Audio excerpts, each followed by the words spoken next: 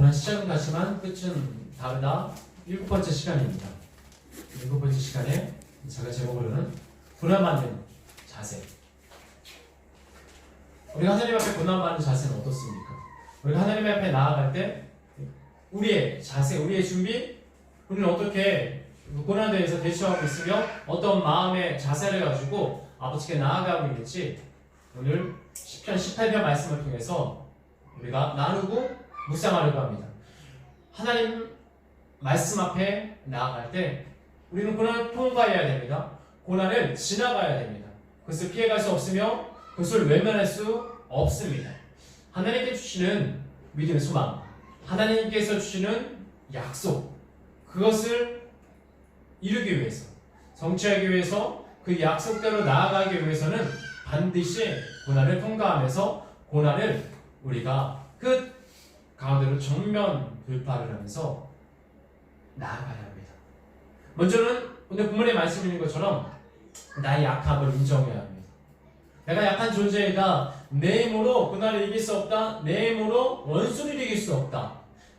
오늘 10편, 18편의 다윗의 고백은 무엇이었습니까? 18편 17절 말씀에 나를 강한 원수에게서, 나를 미워하는 자에게서 건지소서.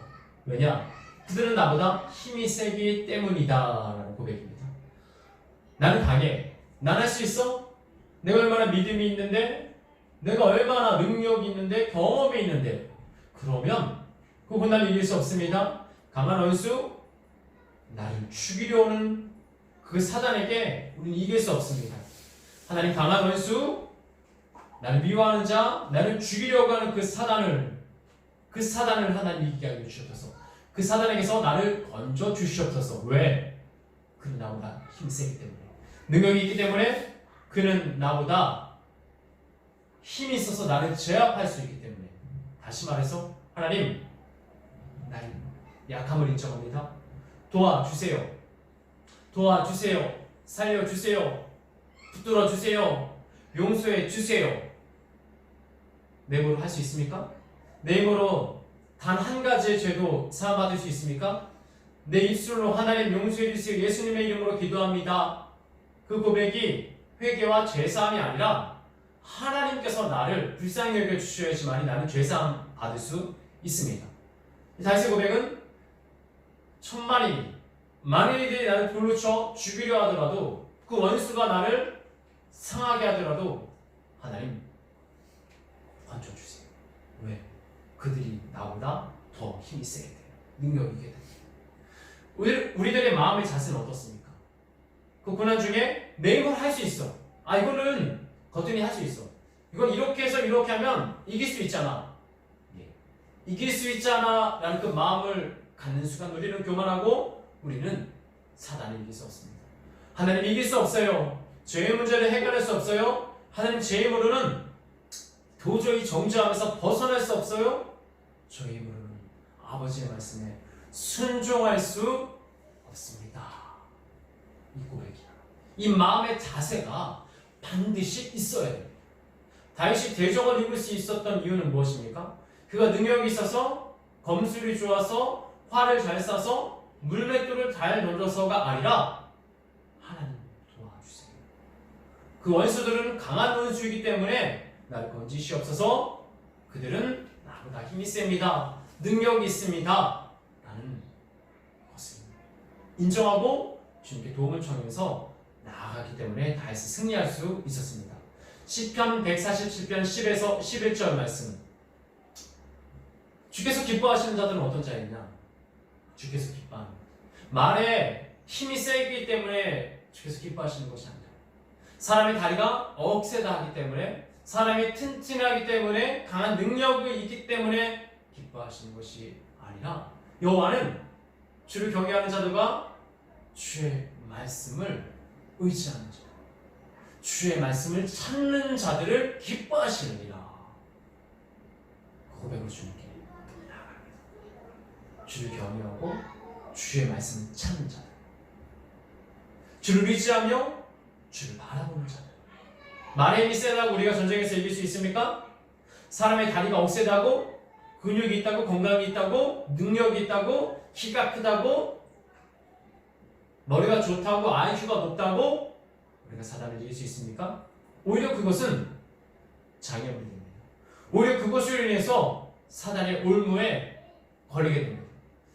하나님 말씀 안에 나의 약함을 인정하고 주께서 기뻐하시는 자들은 어떤 자들이냐?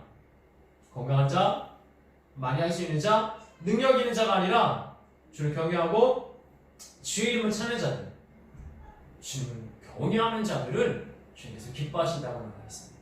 이런 자들은 승리할 수 있습니다. 삼손은 어떤 자입니까? 하나님께서 주신 나시린에 의해 큰 힘을 얻고 있었습니다. 그는 맨손으로 블레셋 사람들 31명을 쳐 죽이며 여우의 꼬리뼈를 통해서 밭과 포도원을 불사르며 나귀표로 1000명을 죽이며 또 성을 함락시켜 성문을 두고 산을 오는 산, 맨손으로 사자를 때려잡는 그런 능력을 가지고 있었습니다. 그런데 그가 죽을 때 블레셋의 소가 눈이 뽑히며 비참한 삶을 살아갔을 때 그는 어떤 고백을 했습니까? 사사기 16장에서 삼손은 어떤 고백을 했습니까? 그 건물을 지탱하고 있던 기둥에 매어 주여 이번 한 번만 내게 힘을 주시옵소서. 도우시옵소서. 내 두 눈을 뺀 블레셋의 원수를 갚게 하옵소서. 그랬을 때 그가 살았을 때보다 죽을 때 죽인 자가 너무 많다. 삼손이 자기 힘으로 한다고 생각했습니다.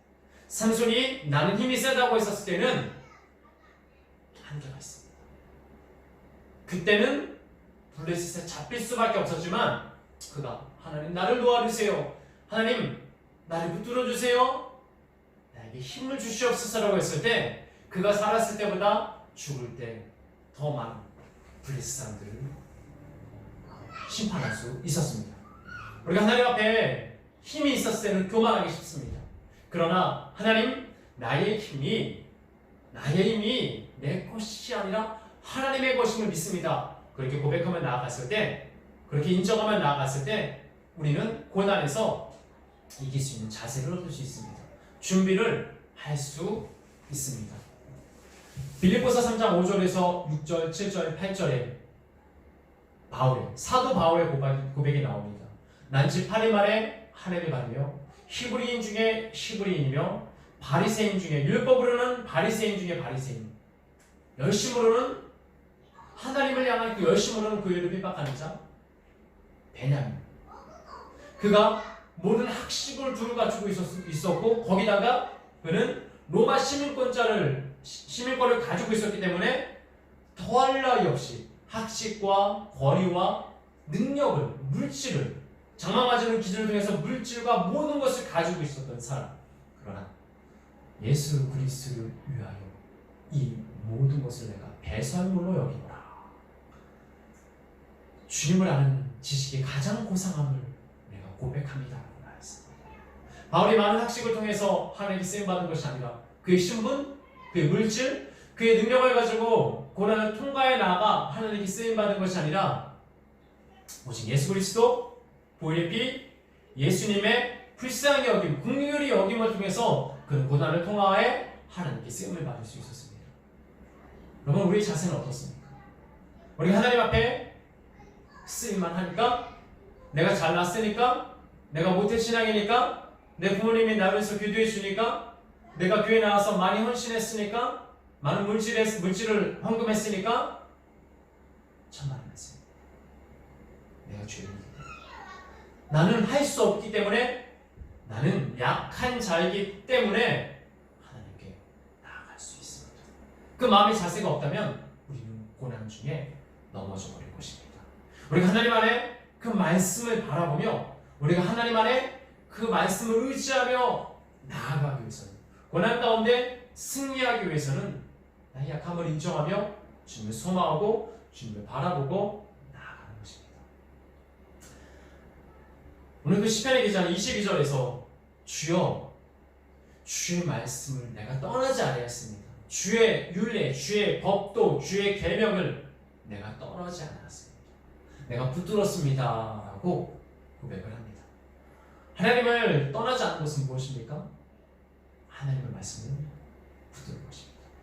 하나님의 말씀을 붙들고 있는 것. 다니엘 3장 18절 말씀에서 다니엘이 세 친구가 왕이여 그렇게 하지 아니하실지라도 우리는 왕이 세우신 신상과 왕에게 절하지 않겠습니다.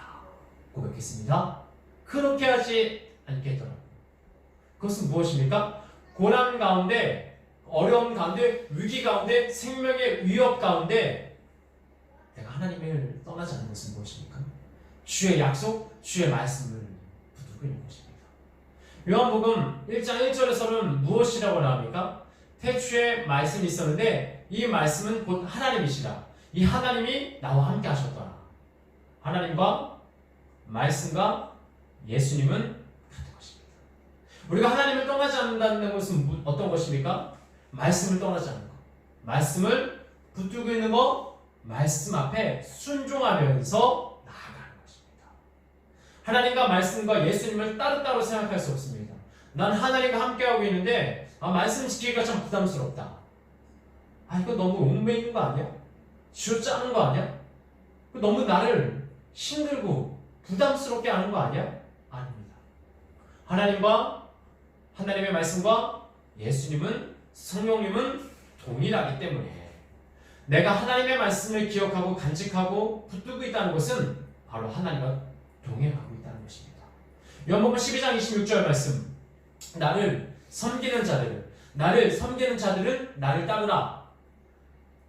내가 오는 것에 그 섬기는 자도 있으리라. 사람이 나를 섬기면 내 아버지께서 그를 귀히 여기시리라.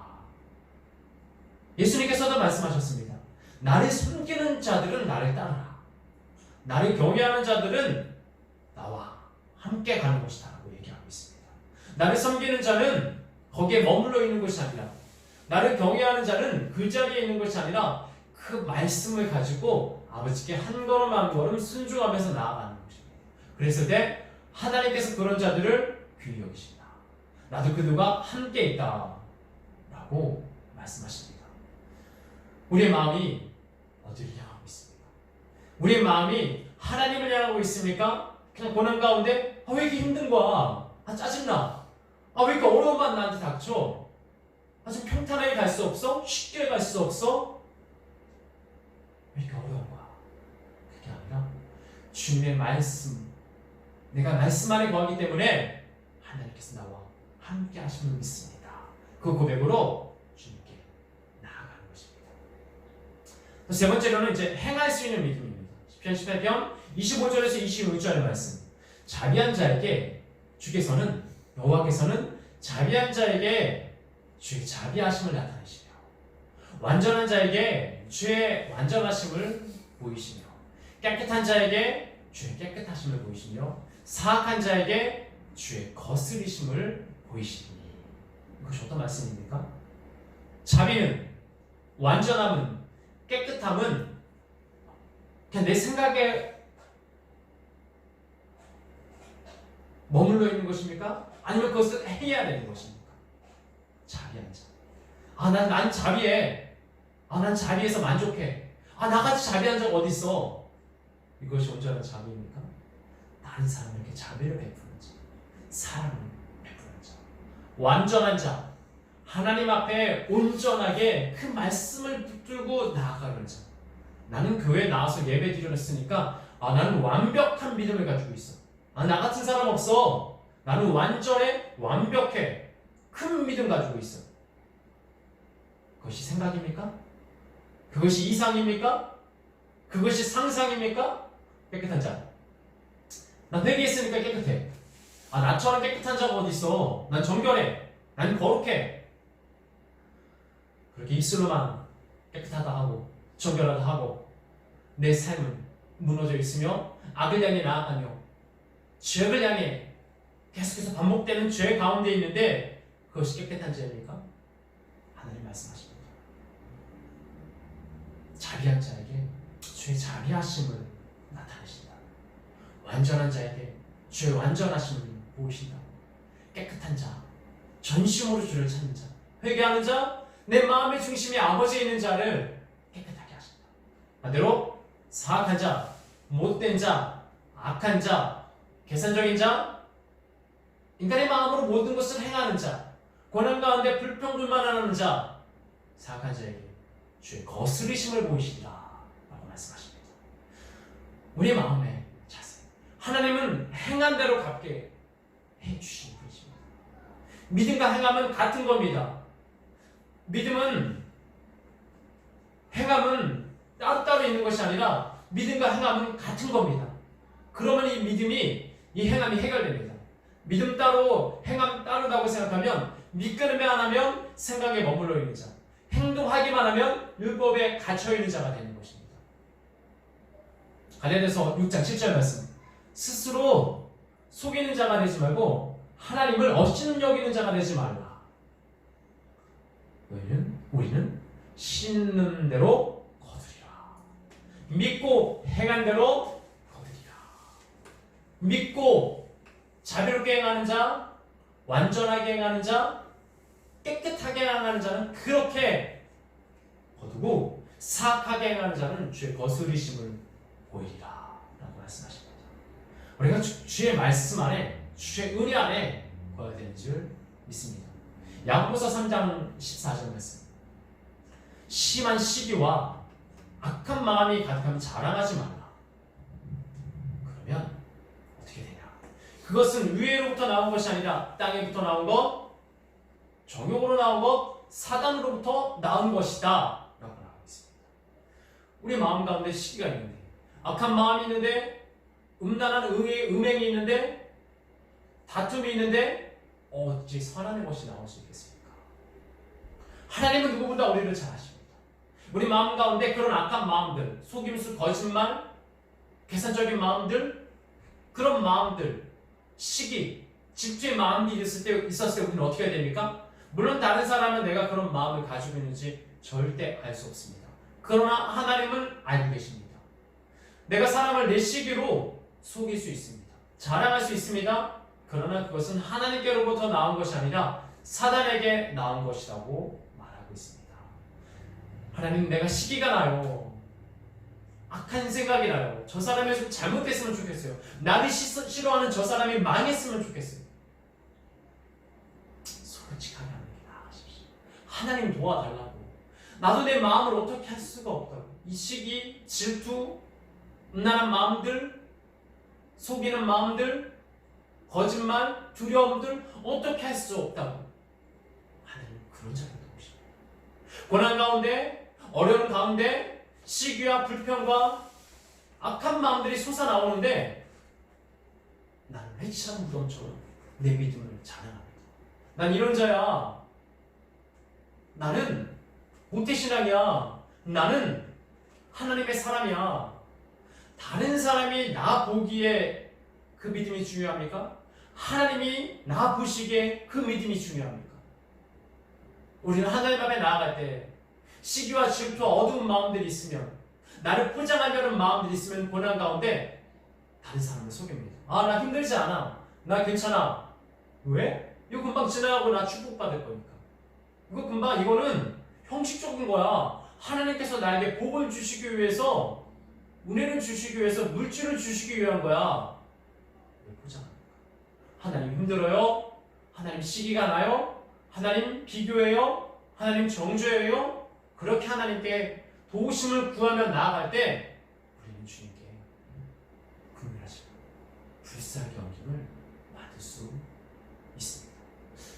마지막으로 네 번째, 오늘 본문의 마지막 절에 있는 28절 말씀, 주께서 내 등불을 켜시고 여호와 내 하나님께서 내 흑암을 밝히시리라. 그것이 무엇입니까?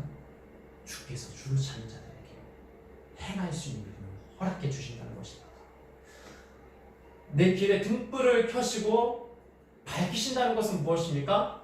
내가 가야 할 길을 하나님께서 밝게 보여주시는 것입니다. 고난 가운데 나를 인정하지 않고, 고난 가운데 말씀이신 하나님이신 말씀을 붙들지 않고, 고난 가운데 행한 대로 갚아주시는 하나님을 부정하면 우리는 어둠 속에 있는 것입니다. 우리는 사망을 향해 나아가는 것입니다. 사도행전 1장 8절 성령이 오직 성령이 너에게 임하시면 너희가 권능을 받고 예루살렘과 온 유대와 사마리아와 땅까지 이르러 내 증인이 되리라. 성령이 너에게 임하시면 왜 성령님을 만나야 되고 왜 성령님의 인도하심을 받아야 됩니까? 성령의 빛이 우리의 삶을 비춰주셔야지만이 우리는 그 길을 향해 나아갈 수 있기 때문에 아무리 말씀을 많이 보고 기도를 많이 하고 예배를 잘 드리고 아무리 많은 물질들로 아무리 많은 헌신들로 쉽게 나온다 할지라도 성령, 거룩의 영, 회개의 영, 우리를 인도하는 성령 하나님께서 우리를 불쌍히 여겨주시고 비춰주시지 않으신다면 우리는 여전히 사망을 향해 나갈 것입니다. 그 성령을 통해서 성령의 인도하심을 통해서 아버지의 사랑을 향해 약속을 향해 우리는 한 걸음 한 걸음 나아갈 수 있습니다. 로마서 4장 21절 말씀 약속하신 그것을 또한 그가 능히 이루실 줄을 확신하노라. 하나님께서 약속하셨습니다. 우리에게 하나님께서 영원한 생명을 준다고 우리에게 말씀을 통해서 약속해 주셨어요. 그런데 그것을 믿을 수 있는 믿음, 그것을 믿을 수 있는 확신이 없다면 그 약속은 깨지게 됩니다. 그 약속은 없어져 버리게 됩니다. 왜 이스라엘 백성이 가나안에 들어가지 못했습니까? 왜 이스라엘 백성이 북이스라엘과 남유다로 당해 이방인에게 누락당하고 쫓겨날 수밖에 없었습니다. 하나님께서 내가 너희를 선택했다, 약속의 땅으로 인도하겠다, 통치자를 주겠다라고 약속하셨는데 그것을 믿을 믿음, 그것을 성취할 확신이 없었습니다. 약속은 이런 것입니다.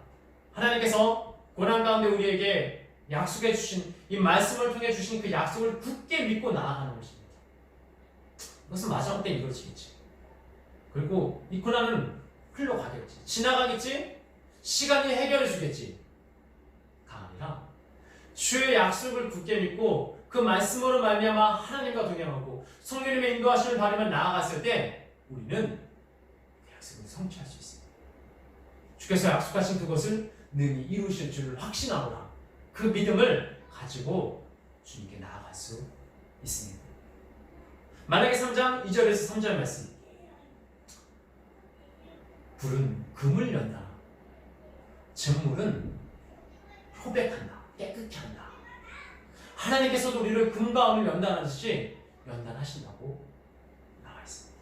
깨끗게 하신다고 나와 있습니다. 불을 통과한 모든 금이 깨끗해집니까? 거기 안에 있는 그곳에 있는 불순물을 제거해야지만이 순금이 되고 정금이 될 수 있습니다. 금이 있는데 불이 다가옵니다. 아 됐어. 너무 뜨거워. 너무 고통스러워. 너무 힘들어. 아 나중에 좀 달궈줘야 되겠다. 아 지금은 아니야. 내가 나중에 올게. 하나님께서 금과 은을 연단하십니다. 불을 통과해야죠. 그 불순물을 제거하려는 마음들, 죄를 떠나겠다는 결단이 있어야지만 우리 안에는 불순물들, 우리 안에는 어둠들을 제거하고 정결해질 수 있습니다. 이스라엘 백성이 가나안을 향해 나아갑니다. 그런데 거기 있는 이방인을 제거하지 않으니까 올무가 된 거예요. 하나님께서 분명히 우리에게 약속하셨는데 우리 안에 있는 불순물들, 우리 안에 있는 어둠을 하나님 도와주세요, 용서해 주세요. 그렇게 하나님께 도우심을 구하며 나아가지 않으면 우리는 여전히 그 불순물과 우리는 여전히 그 죄악과 함께 있게 됩니다. 그리고 하나님께서 이 말라기에서 그렇게 연단받고 나서 주를 경외하는 마음으로 예물을 드리라 라고 말씀하고 있습니다. 예물을 드리는데 하나님께서 내가 예물 드렸으니까 하나님 무조건 받아주시겠지.